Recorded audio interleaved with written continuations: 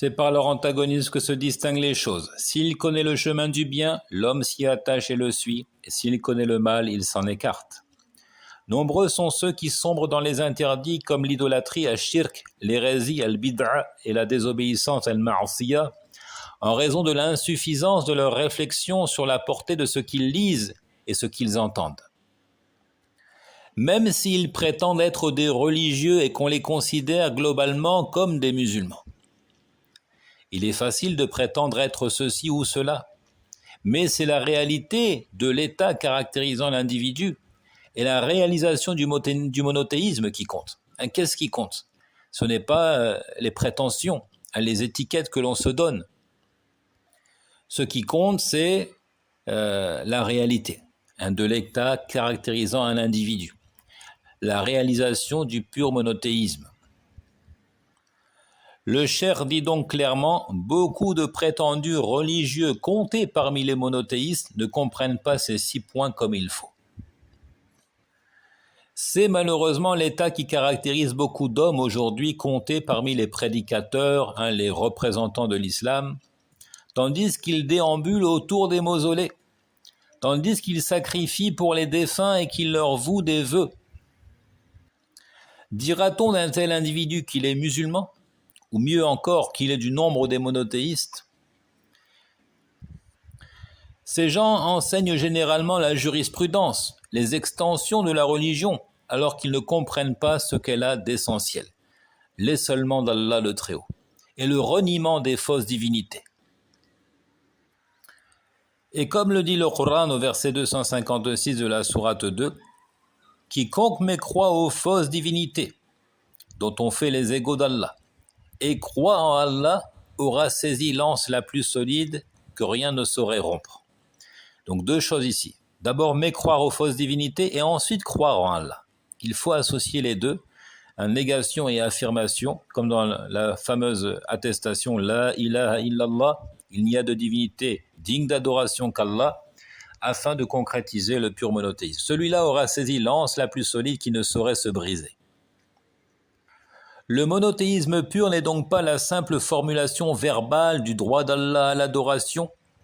Il débute plutôt par le rejet des cultes et des divinités infondées, avant même de confirmer l'unicité d'Allah dans sa seigneurie, dans sa divinité, dans ses noms et attributs. Donc ce principe que l'on exprime en arabe en ces termes, at-takhliya qabla at-tahliya. Il faut d'abord nettoyer, se débarrasser de ce qui est corrompu avant de remplir le cœur donc de vérité, de lumière du pur monothéisme. Puisqu'Allah Azza wa Jal dans ce verset a commencé par dire quiconque mécroit aux fausses divinités et croit en Allah. C'est l'exemple d'une bâtisse en ruine, une ruine. Pas rénover une ruine, c'est trop tard. Il faut abattre cet édifice qui ne tient plus debout et ensuite construire un nouvel édifice tout neuf et flambant neuf. Donc ici, négation avant toute chose et ensuite affirmation. Négation du culte rendu aux fausses divinités et ensuite confirmation donc de l'essolement d'Allah dans 3 choses, sa seigneurie, al-Rububiyya, sa divinité, al-Uluhiyya et enfin ses noms et attributs, al-Asma ou al-Sifat. Donc c'est cette réalité-là qui importe, non pas les apparences, les étiquettes. En arabe, on dit al-ibratu bil ma'ani la bil mabani.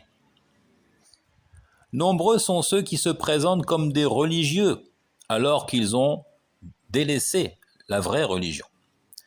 L'histoire a enregistré, par exemple, simplement une illustration ici, les péripéties de celui qu'on nomme Al-Mahdi ibn Tumart. Al-Mahdi ibn Tumart, donc mort en 524 de l'Hégire, considéré comme le fondateur de l'empire dit des Almohades en français, des Almohades, yani Al-Muwahidoun.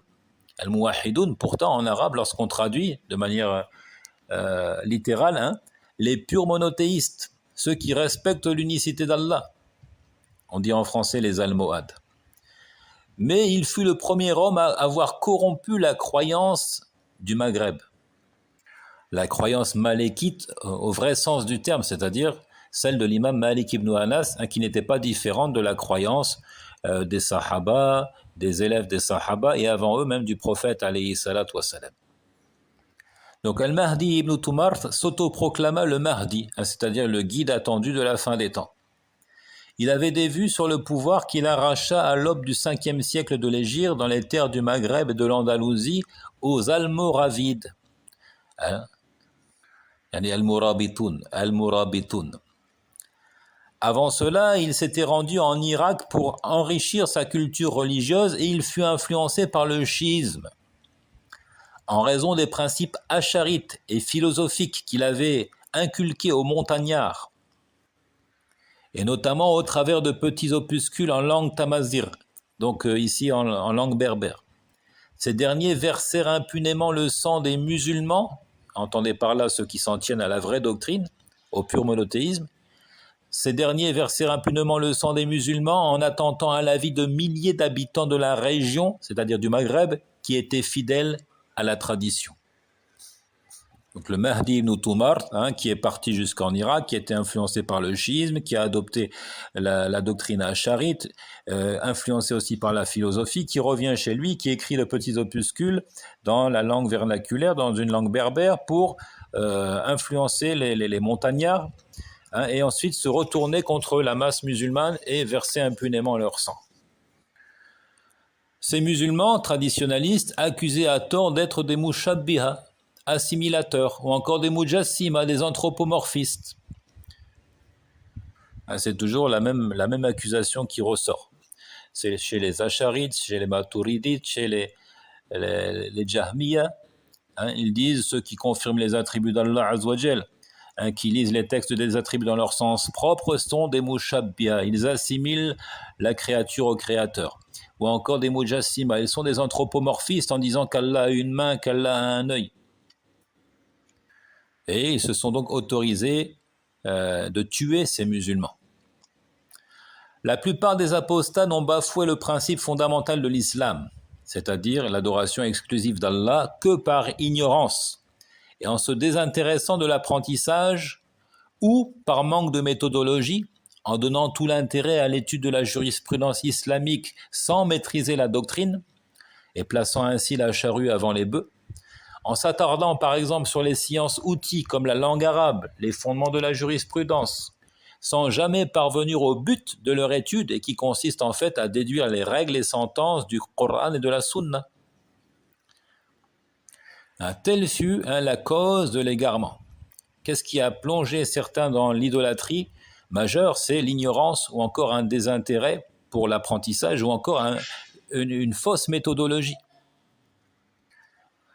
La connaissance approfondie de l'islam est un bon moyen de se préserver des tentations et c'est la raison pour laquelle l'auteur, Muhammad ibn Abdul Wahhab, qu'Allah lui soit clément, a débuté par cette invitation à la méditation et à la clairvoyance.